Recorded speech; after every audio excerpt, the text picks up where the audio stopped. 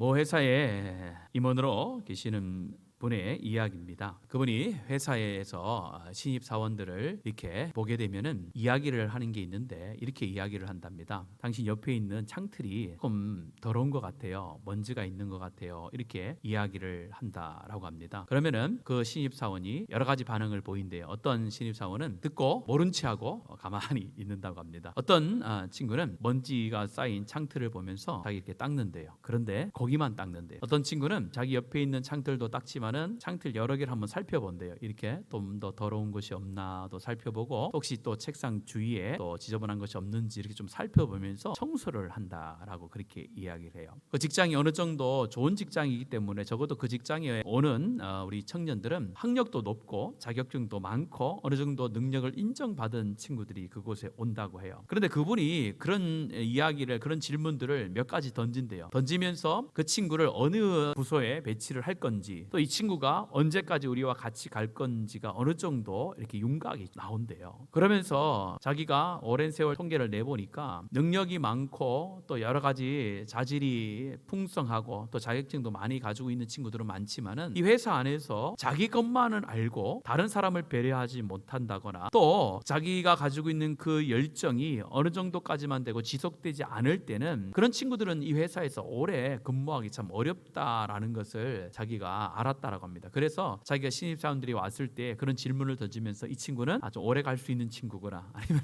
이 친구는 그렇게 오래 갈 수는 없겠구나라는 것을 어느 정도 이렇게 판단을 내리는 기준이 된다라고 이렇게 이야기를 하더라고요. 오늘 젊은이들이 직장에 들어가기가 참 쉽지 않은 시대입니다. 직장에서 요구하는 능력들이 굉장히 많아요. 그도 그럴 것이 돈을 주고 사람을 쓰는데 아무나 사용할 수는 없잖아요. 그러니까 회사 입장에서는 좋은 인재를 뽑는 것이 당연한 것이라고 볼 수도 있고 또 직장에 들어간 분들도 그곳에서 살아남기 위해서 굉장히 애를 많이 씁니다. 제가 알기로는 어느 정도 좀 중견 기업 같은 데는 계속해서 우리 직원들 가운데 이 공부하게 하고 테스트를 계속 한대요. 그래서 그 친구들이 회사 가운데 계속 필요한 인재로 남아 있을 수 있도록 이렇게 검증을 한다라고 이야기를 하더라고요. 이처럼 우리가 살아가는 이 시대의 어떤 한 기업에서도 사람을 선택해서 사용할 때에 어떤 여러 가지 기준을 가지고 선택해서 그 기준에 합격한 사람이 또 회사에서 섬길 때도 거기에 머물러 있지 않고 계속 발전된 모습으로 성장된 모습으로 자기 회사를 위해서 이득을 내어주고 회사 가운데 좋은 영향을 끼치기를 바라면서 사람을 선택하여 사용합니다. 하나님 나라의 법칙도 마찬가지예요. 하나님께서 하나님 나라를 위해서 사람을 선택하여 하나님 나라의 일꾼으로 삼으시는데 하나님께서도 선택하는 기준이 있다라는 것을 우리는 꼭 알아야 됩니다. 하나님께서는 모든 사람들을 선택하여 하나님의 일을 맡기실 수 있고 또 그 사람이 일을 잘할 수 있는 권능과 능력과 모든 것을 더하여 주실 수 있는 전능한 하나님임에는 분명합니다. 그러나 아무나 하나님께서 사용하시거나 아무에게나 능력을 주시지 않는다라는 것은 우리가 꼭 기억을 해야 됩니다. 오늘 본문에 나오는 엘리야, 이 엘리야가 하나님 앞에 쓰임 받았는데 이 엘리야란 이름은 나의 하나님은 여호와시다라는 뜻을 가지고 있습니다. 엘리야라는 인물은 모세와 함께 구약에서 뿐만 아니라 이스라엘 백성들 유대인들 가운데 계속해서 칭송을 받는 두 인물 중에 하나입니다. 그래서 세례 요한이 왔을 때에 그 세례 요한의 하는 것을 보면서 이 사람이 혹시 엘리야가 아닌가라고 사람들이 생각을 했다라고 말씀을 했고 또한 예수님께서 수많은 기적들을 행할 때에 많은 사람들이 혹시 이 사람이 엘리야가 아닌가라고 또한 그렇게 생각을 했기도 했습니다. 또 예수님께서 변화산 상에서 변화된 모습으로 있었을 때에 그때 거론되어졌던 인물도 모세와 함께 엘리야가 거기에 있었습니다. 그만큼 엘리야라는 인물은 구약에서 하나님께서 귀하게 선택하여 사용되어진 인물인데 그 인물이 하나님 앞에 쓰임받은 이유가 있습니다. 오늘 우리가 1절부터 7절까지의 말씀을 읽어보았습니다. 계속해서 몇 주에 걸쳐서 이제 열왕기상 17장부터 시작되어지는 아합과 엘리야의 그런 관계에 대해서 또 하나님께서 어떻게 역사하시는가에 대해서 살펴보고자 하는데 그 첫 번째 시간으로 오늘 1절의 말씀을 가지고 하나님께서는 왜 엘리야를 선택했을까? 왜 엘리야야만 했을까라는 그런 해답을 찾으면서 우리도 하나님 하나님 앞에 이 엘리야가 하나님 앞에 선택된 그 기준에 합격한 그런 모습을 우리 자신 가운데 있는지 없는지를 한번 살피면서 그런 모습을 우리가 갖추어 나가는 그런 저와 여러분이 되어지기를 간절히 소원합니다. 우리 1절의 말씀에 보면은 엘리야의 출신에 대해서 말씀하고 있어요. 1절의 말씀에 보면은 엘리야의 출신 지역을 뭐라고 합니까? 길르앗에 우거하는 자 중에 디셉 사람 엘리야가라고 표현을 하고 있습니다. 길르앗에 우거하는 자라는 것은 어떤 의미가 있냐면요, 그 당시에 북이스라엘에서 엘리야가 선지 사역을 했는데 북이스라엘의 수도는 사마리아라는 곳입니다. 사마리아에 성이 있었고 그 성에 아합이 살고 있었고 그 성 주위에는 이미 엘리야뿐만 아니라 당시에 종교 지도자라고 할 수 있는 제사장들도 있었고 서기관들도 있었고 또한 그곳에서 다른 하나님의 말씀을 전하는 선지자들도 있었다라는 것입니다. 그런데 그 사마리아에 있는 사람들, 사마리아 성 근처에 있던 사람들은 이 하나님의 말씀을 온전히 전했던 것이 아니라 아합이 듣기 좋은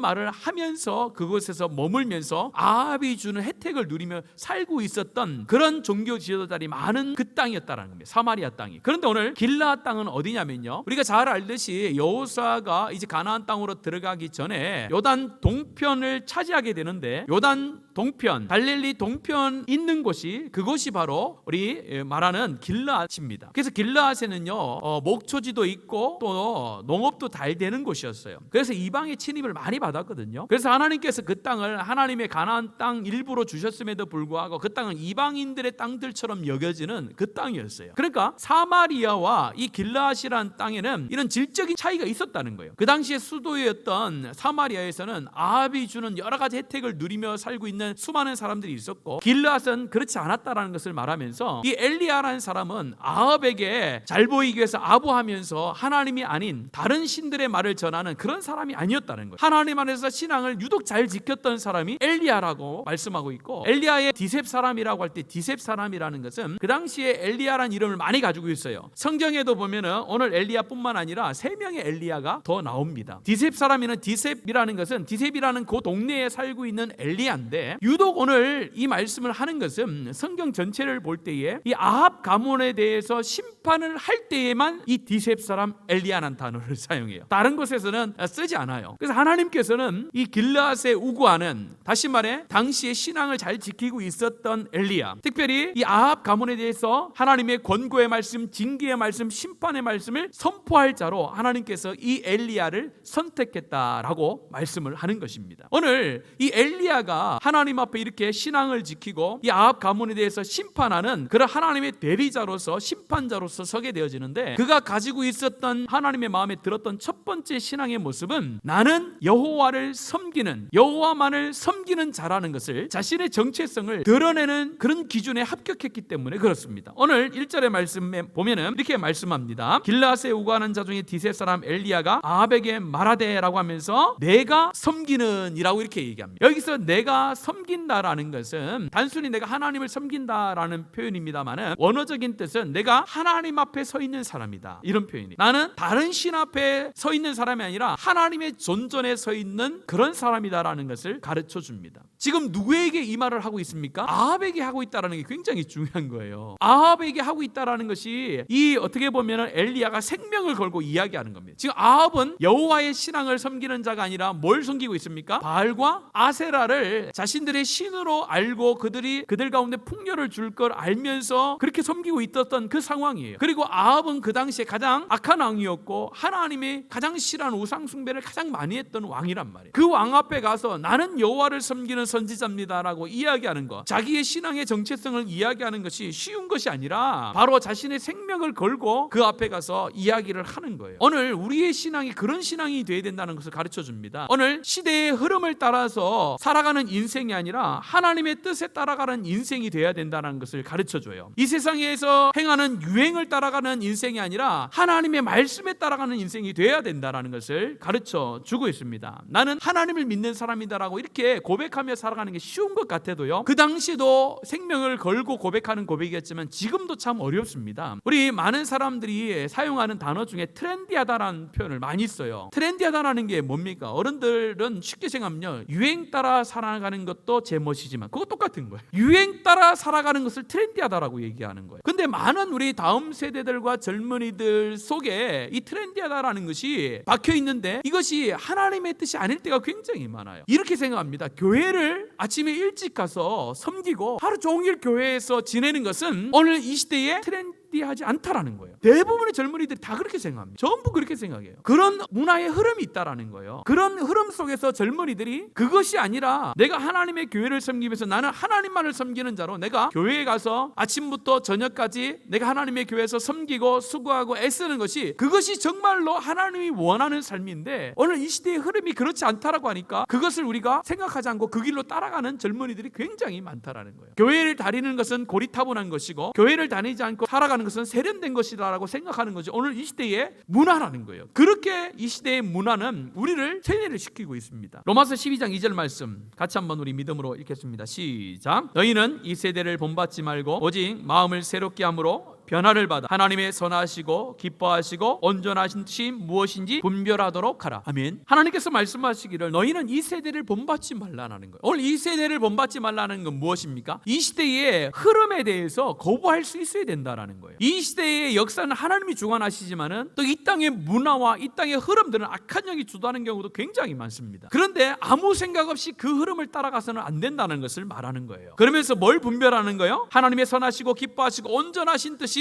무엇인지 분별하도록 하라. 분별하도록 하라는 것은 분별하여서 그 길을 가라라고 말씀을 하는 것입니다. 제가 종종 드는 예화 중에 하나가 사람을 미치게 하는 우물이라는 이런 비유가 있어요. 뭐냐면요, 어느 한 동네에 가면은 그곳에 한 우물이 있는데 그 우물을 먹으면요 사람이 미치는 거예요. 사람이 항상 웃고 다녀요. 그런 우물이 있다는 거예요. 그래서 그 우물을 평소에는 아무도 안 먹어요. 혹 누구가 한 명 잘못해서 그 우물을 먹고 나면 어떻게 해요? 항상 웃고 다니잖아요. 그럼 세상에 많은 사람들이 그 사람을 향해서 손가락질하면서 이야기를 할 거예요. 뭐라고 이야기해요? 아, 정신이 나갔구나, 미쳤구나, 왜 이럴까? 제정신이 아니네, 이런 얘기를 하면서 손가락질을 했단 말이에요. 그런데 가뭄이 들은 거예요. 먹을 물이 점점점 사라지기 시작하는. 돈이 있는 사람은 물을 막 사서 먹는데 돈이 없는 사람은 먹을 물이 없는 거예요. 그런데 사람을 미치게 하는 우물은 마르지 않아요. 그러다 보니까 어떤 한 사람이 너무 목이 말라서 그 사람을 미치게 하는 그 물, 죽는 것보다 미치는 게 낫다라고 생각하면서 먹었어요. 그랬더니 사람이 항상 웃고 다니는 거예요. 다른 사람이 어떻게 했겠습니까? 아유, 저 물 먹으면 안 되는데 미쳤네 하면서 손가락질을 말했단 말이에요. 근데 그것이 한 달, 두 달 가니까 이제 돈이 있는 사람들도 물을 사 먹을 수가 없는 거예요. 근데 그 물은 마르지 않아요. 그래서 한 사람, 두 사람, 세 사람, 이제 다수가 그 물을 다 먹은 거예요. 대부분의 사람들이 어떻게 해요? 다 웃고 다니는 거예요. 웃고 다니는 거예요. 죽지는 않았어요. 근데 끝까지 나는 저 물을 먹으면 내가 정상적으로 살 수 없어, 내가 미치는 거야 라고 끝까지 그 마음을 가지고 지켰던 사람들이 있었어요. 근데 그 사람들이 다수가 되지 않았어요. 소수로 남아 있었어요. 자, 그렇게 되면 이제 어떻게 됩니까? 역전이 되는 거예요. 반대가 되는 거예요. 그 물을 먹고 먼저 웃고 다닌 사람부터 나중에 웃고 다니는 사람들이 다 와가지고 늘 고민하면서 열심히 일하는 사람들 보고 손가락질하는 거, 아유, 저 사람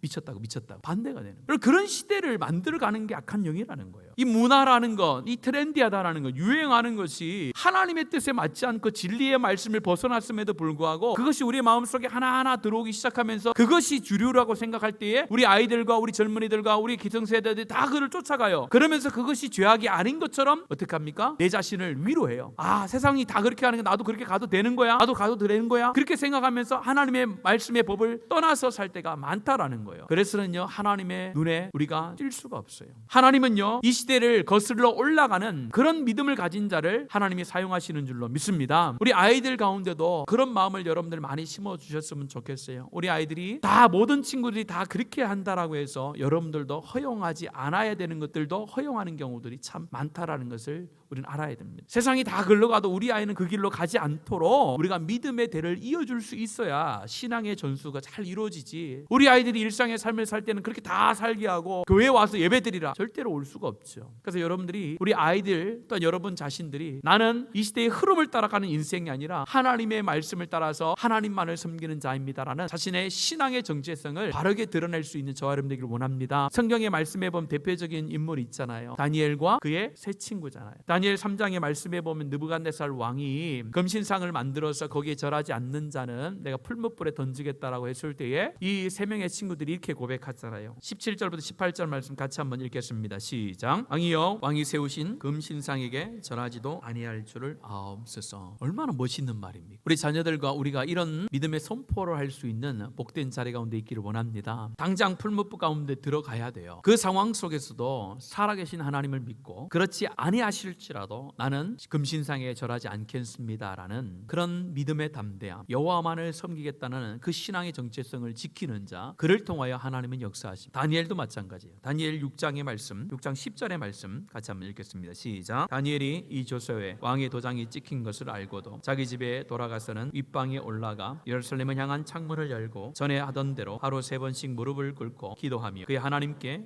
감사하였더라. 다리오 왕이 여러 사람들의 의견을 듣고 이 3일 동안에 다른 신에게 뭔가를 구하는 일이 있으면은 내가 사자굴에 던져버리겠다라고 했습니다. 그때에 다니엘은 그것을 알고도, 모르는 게 알고도 자기는 그 길을 가지 않았다. 이런 믿음의 용기, 믿음의 고백, 이 신앙의 고백이 우리 일상의 삶 가운데도 드러나기를 간절히 원합니다. 제가 아시는 장로님 중에도 교사셨는데 그 학교에서 사립학교였는데 무슨 일만 있으면은 항상 돼지 머리를 갖다 놓고 거기서 고사를 지내면서 일을 시작했대요. 그래서 자기는 거기에 절하지 않았대요. 그래서 그 평교사셨는데 어려움을 많이 당하셨다더라고. 그래서 그것에서 일을 잘하셔서 그것에서 끝까지 계셔서 퇴직은 하셨어요. 그런데 교장이 되지 않으셨어요. 교감까지만 하셨어요. 그 교직에서 40년이 넘게 계셨는데도 불구하고 지금은 은퇴하셔서 지금은 뭐 연세가 많으십니다만은 그러면서 이야기하더라고. 그래 젊은이들 볼 때마다 그 얘기를 늘 하셔. 저도 몇 번 들었어요. 그렇게 신앙을 지켜야만 되는데 그렇게 지키지 않다 보니까 이 시대가 이렇게 된 것 같다면서 본인이 우리 젊은이들에게 이 얘기를 꼭 해주고 싶다라는 얘기를 제게 자주 하셨거든요. 어떻게 보면 참 무모한 신앙 같아 보일 수도 있었습니다. 그러나 하나님께서는 그 신앙을 인정하신 줄로 믿습니다. 우리의 신앙이 이 세상의 흐름들, 하나님의 뜻이 아니고 하나님의 법칙이 아닌 그 길을 가면서도 이 세상이 다 가니까 내가 그 길로 가도 되겠지라는 생각을 가지고 신앙생활을 하다 보면요, 언젠가 나도 하나님이 아닌 바알과 아세라를 섬기는 모습 가운데 있게 되어지는 그런 비참한 일도 생길 수 있다라는 거, 그것을 기억하면서 하나님 내 신앙 여호와만을 섬기겠습니다라는 믿음의 정체성을 잘 지킬 수 있는 여러분 자신, 특별히 여러분 자녀들이 될 수 있도록 기도하시고 그런 은혜가 있기를 주의 이름으로 축원합니다. 두 번째, 하나님의 마음에 들었던 것은요, 그가 나는 여호와만을 섬기겠습니다라고 했을 뿐만 아니라 그 당시에 왕이었던 바알과 백성들 가운데 당신들도 이 땅의 신은 여호와밖에 없음을 믿고 너희들도 따라와야 됩니다, 너희들도 믿어야 됩니다 라고 선포하는 자리에 그가 있었어요. 오늘 말씀 한번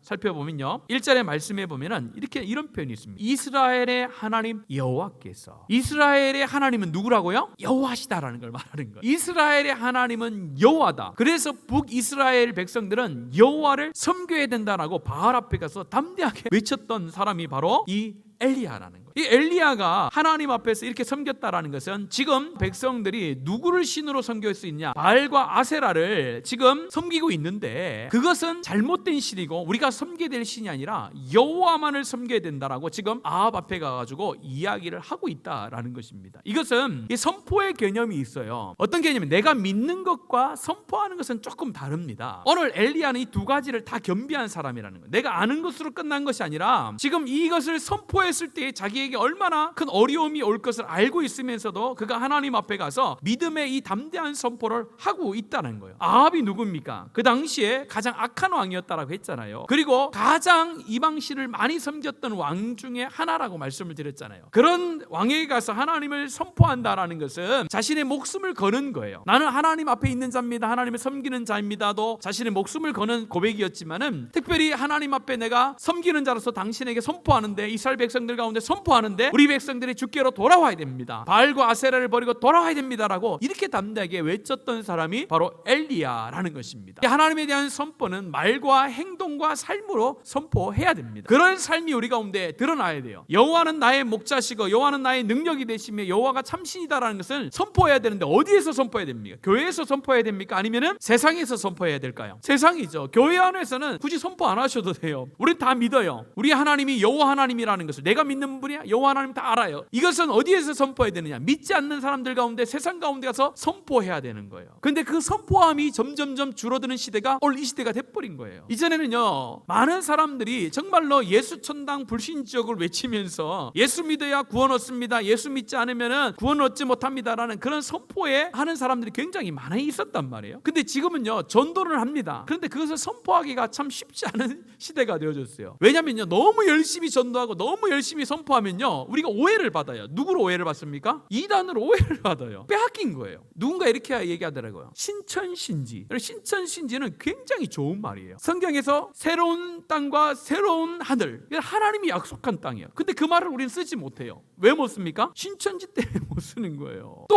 예수 그리스도의 재림이 얼마나 중요합니까? 이 땅 가운데 지금 하나님의 모든 말씀이 이루어져 가고 있는데 그 중에 우리가 가장 기대하고 소망하며 이루어지기를 원하는 것이 무엇입니까? 바로 예수 그리스도의 재림이잖아요. 근데 왜 우리가 예수 그리스도의 재림에 대해서 계속해서 강조하고 얘기하지 못합니까? 다미 선교회 옛날에 있었죠. 교회에서 재림을 계속 얘기하면 뭔가 이단처럼 이렇게 생각이 들어져요. 그러면 이단의 무리들이, 악한 무리들이 계속해서 교회가 중심을 가지고 선포의 내용들에 대해서 선포하지 못하도록 계속 막고 있는 상황이에요. 그러나 우리는 우리 입술을 열어서 여러분의 삶의 현장 속에서 예수가 그리스도시요 하나님만이 유일한 신이요 하나님만이 영원한 구원을 주실 수 있는 분임을 우리가 우리 입술과 행동으로 선포하는 그런 자리 가운데 있기를 간절히 원합니다. 우리 교회가 그런 역사가 있었으면 좋겠어요. 저도 개인적으로 봤을 때 목사가 되고 나서 훨씬 더 복음을 좀 덜 전하는 것 같아요. 이전에 전도사 시절에 또한 신학교 시절에는요 전도 여행도 많이 가고 전도도 매주 나가서 진짜 전도 계속하고 또 우리 친구들과 함께 노방전도도 나가고 기타 치면서 찬양도 엄청 많이 했어요. 그 제가 찬양하면서 기타 치면서 가지고 있었던 기념되는 기타가 하나 있었어요. 근데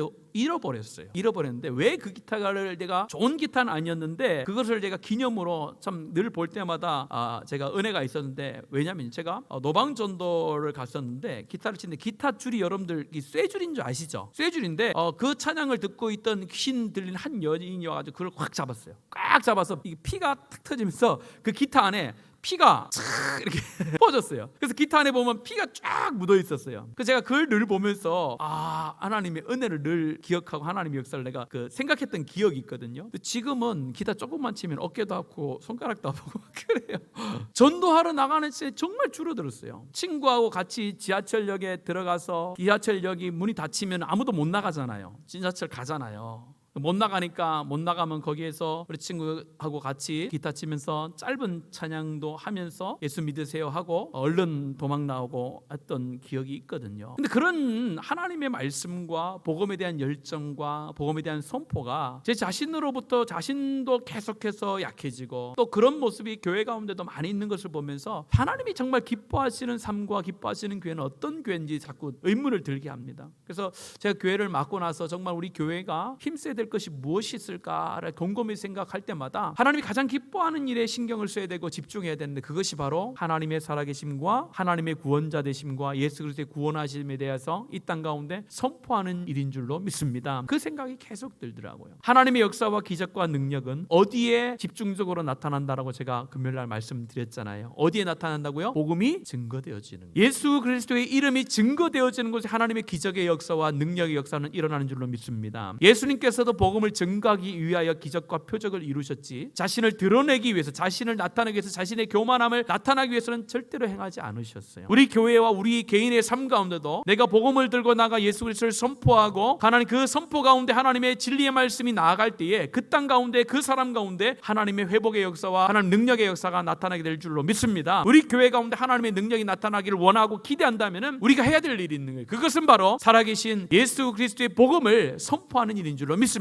그 선포하는 일 가운데 우리 성도들이 각자 가운데 시작되어지는 내일부터 일상의 삶 가운데도 선포하시고, 또 우리 교회가 공동체로 나아가서도 하나님의 말씀을 선포하는 그런 하나님의 역사 가운데 동참하는 복된 우리 개인의 삶과 교회의 삶이 되기를 예수님의 이름으로 간절히 축원합니다. 마지막 세 번째는요, 이 엘리야가 어떻게 하나님을 믿고 하나님을 그렇게 선포할 수 있었게 되었는가, 그것이 오늘 말씀해 보면은 나와요. 오늘 말씀해 보면 이렇게 말씀합니다. 길르앗에 우거하는 자 중에 디셉 사람 엘리야가 아합에게 말한 내가 섬기는 이스라엘 하나님 여호와께서, 그 뒤에 같이 읽겠습니다. 시작. 살아계심을 두고 맹세하노니. 하나님이 어떠하심을 믿고 있었다는 거예요? 살아계심을 믿었어요. 하나님의 살아계심을 믿었기 때문에 그가 아합 앞에 가서 생명을 걸고 나는 여호와 하나님을 믿는 사람입니다, 당신들도 여호와 하나님을 믿어야 됩니다라고 선포할 수 있었다라는 거예요. 우리도 마찬가지예요. 우리가 어떻게 나는 하나님만을 믿습니다라고 이 땅 가운데 정체성을 드러내고 유행을 따라가지 않는 그런 담대함이 있고, 또 이 땅 가운데 예수가 그리스도라는 것을 선포하는 그런 우리의 열정과 열망이 어떻게 생겨날 수 있는가? 내 의지와 내 노력으로 되는가? 그렇지 그렇지 않다라는 거예요. 믿음으로부터 시작하는데 어떤 믿음이요? 지금도 우리 하나님은 살아계신 하나님이다라는 믿음에서 시작되는 줄로 믿습니다. 그래서 오늘 성경은 말씀합니다. 마태복음 22장 32절 말씀 같이 한번 읽겠습니다. 나는 아브라함의 하나님이요 이삭의 하나님이요 야곱의 하나님이로라 하신 것을 읽어보지 못하였느냐? 하나님은 죽은 자의 하나님이 아니요 살아있는 자의 하나님이시니라 아니라. 아멘. 오늘 엘리야가 이 말씀 그대로를 믿었다라는 겁니다. 이것은 신약에 있는 말씀이지만은 그 당시에 엘리야가 경험했던 하나님은 그냥 글자 속에 있는 하나님이 아니라 실제로 지금도 이 역사를 운행하시고 모든 것을 다스리신 하나님이라는 것을 믿었다는 거예요. 그러면서 뭐라고 합니까? 내 말이 없으면 뭐요? 비가 오지도 않고 이슬이 맺히지도 않을 것이라고 얘기를 해요. 내 말은 사람 엘리야의 말을 말하는 게 아니에요. 엘리야는 누구의 말을 들어서 행하는 거예요? 하나님의 말씀이죠. 그러니까 하나님의 말씀이 없으면은 이 땅에 비도 오지 않고 이슬도 맺히지 않을 것이다 라고 말씀을 하면서 하나님의 살아계심을 확실히 믿었다는 것을 가르쳐 줍니다. 왜 이것이 엘리야가 하나님을 확실히 살아있는 하나님, 살아계신 하나님을 믿었다는 증거가 되냐면요, 바알과 아세라를 지금 아합과 백성들이 섬기고 있어요. 그런데 바알과 아세라는 풍요의 신이거든요. 가나안의 신이에요. 그래서 하나님께서 이스라엘 백성들이 가나안 땅에 들어갔을 때 너희들이 조심해야 될 것이 있는데 그들이 섬기는 신을 다 제거하라는 거예요. 제거하지 않으면 너희들이 그 신을 섬기게 될 거라고, 그렇게 하나님께서는 모세를 통하여 신명기에서도 몇 번 이야기를 했어요. 왜 이야기를 했냐면요, 광야에서는요 풍요로움이 있을 수 없는 곳이에요. 광야에서 어떻게 풍요로움이 있었어요? 생존 자체가 어려운데 그 생존 자체를 하나님께서 해결해 주셨잖아요. 자, 그런데 가나안 땅에 가면 이제 풍요로움이 와요. 농사를 짓게 된단 말이에요. 농사를 지으면 뭐가 그 풍요를 이루는 것으로 눈으로 시각적으로 보입니까? 하늘에서 내리는 비와 이슬이. 비와 이슬이 있어야 가나안 땅에서 농사가 되는데, 가나안 땅에 들어갔을 때 너희들이 이제 착각하면 안 된다는 거예요. 가나안 땅에 신인 바알과 아세라 신이 있는데 사람들이 그 신을 섬기는데 어떤 신으로 섬기냐? 비를 내려주는 신으로 섬기고 있다는 거예요. 풍요를 주는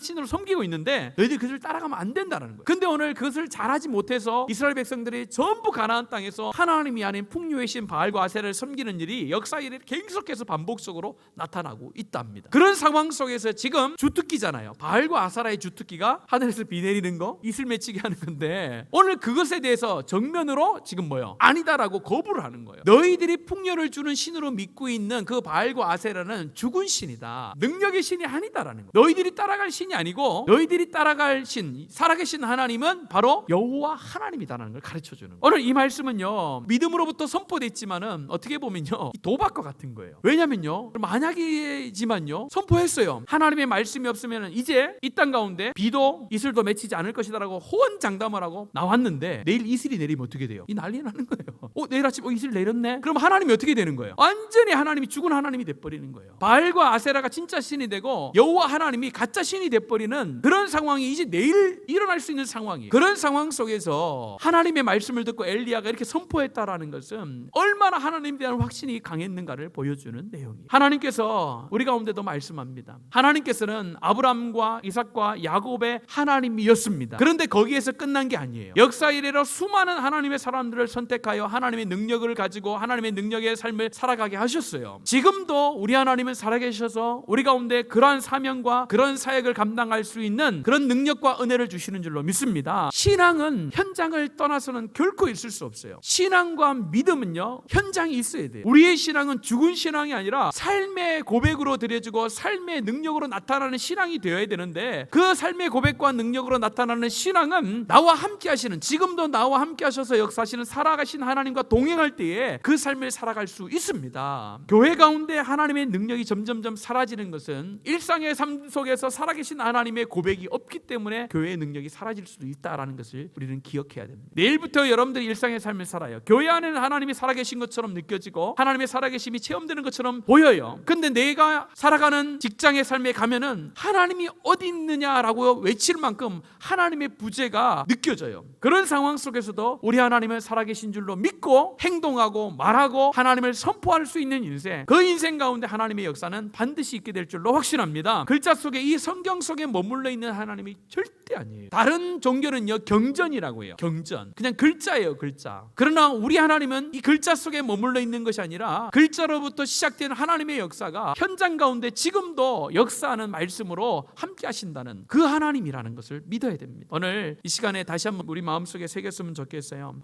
내가 믿는 하나님은 그냥 나를 구원해 주시고 저 멀리 있는 하나님이 아니라 지금도 살아계셔서 우리 일상의 삶 속에 세밀하게 동행하시고 인도해 주시는 하나님이구나. 그 하나님을 느끼면서 살아가는 복이 있기를 원합니다. 그런 복이 있어야 즐거운 신앙이 되는 거예요. 하나님 우리와 함께 하신다라고 약속해 주셨잖아요. 내 세상 끝날까지 누구와 함께 한다고요? 내가 너와 함께 했다라고 약속해 주셨잖아요. 그 약속하신 하나님이 지금 이 순간에도 여러분 가운데 함께 하실 줄로 믿습니다. 앞으로 여러분들이 살아가는 모든 인생의 끝까지 우리 하나님이 함께 해 주실 줄로 믿습니다. 그러니 우리 가운데 행복한 인생이 아니겠습니까? 우리 인생을 책임져 주시는 하나님, 우리 인생을 만들어 가시는 하나님, 우리 인생에 피할 길도 주시는 하나님, 우리 인생 가운데 능력과 권능으로 함께 하시는 하나님, 그 하나님이 내 하나님이라고 믿는다면은, 그 하나님 나와 함께 한다라고 우리가 확신할 수 있다면은 무엇이 두렵고 무엇이 고민이고 무엇이 우리 가운데 좌절을 주겠습니까? 여러분들 그 하나님을 신뢰하시고 그 하나님을 믿으시고 이번 한 주를 승리하는 복이 있기를 간절히 원합니다. 하나님께서 엘리야를 선택하여 주셨듯이 우리를 선택하는 은혜가 있기를 간절히 원합니다. 하나님께서는요 분주하게 찾으시는 것 같아요. 이 시대에 나의 마음을 시원케 할 수 있는 사람이 어디 있을까? 이 시대에 나의 마음을 시원케 할 수 있는 교회가 어디 있나? 분주하게 찾으시고 계세요. 그 하나님의 찾으심 앞에 우리 자신과 여러분의 가정과 우리 교회가 눈에 띄어서 사용함 받는 그것을 소망하시길 바랍니다. 하나님 나를 사용하셔서, 하나님 우리 가정을 사용하셔서 우리 교회를 사용하셔서 정말로 아합 시대에 하나님의 살아계심을 증거를 나타냈던 엘리야처럼 정말 하나님이 어디 있는지, 하나님의 살아계심이 그 어느 곳에서 없는 것처럼 보이는 이 시대 가운데 하나님 우리를 통해서 하나님이 드러내 주십시오. 우리를 통해서 하나님 드러나 주십시오 라고 그렇게 소망을 가지고 하루를 살아가고 교회를 섬길 때에 여러분 자신이 하나님 앞에 능력 있는 사람으로 사용되어지기를 축복합니다. 특별히 우리 교회가 그 하나님의 쓰임 앞에 온전히 쓰임 받아서 마음껏 하나님의 쓰임을 받는 복된 교회 되기를 간절히 소원합니다.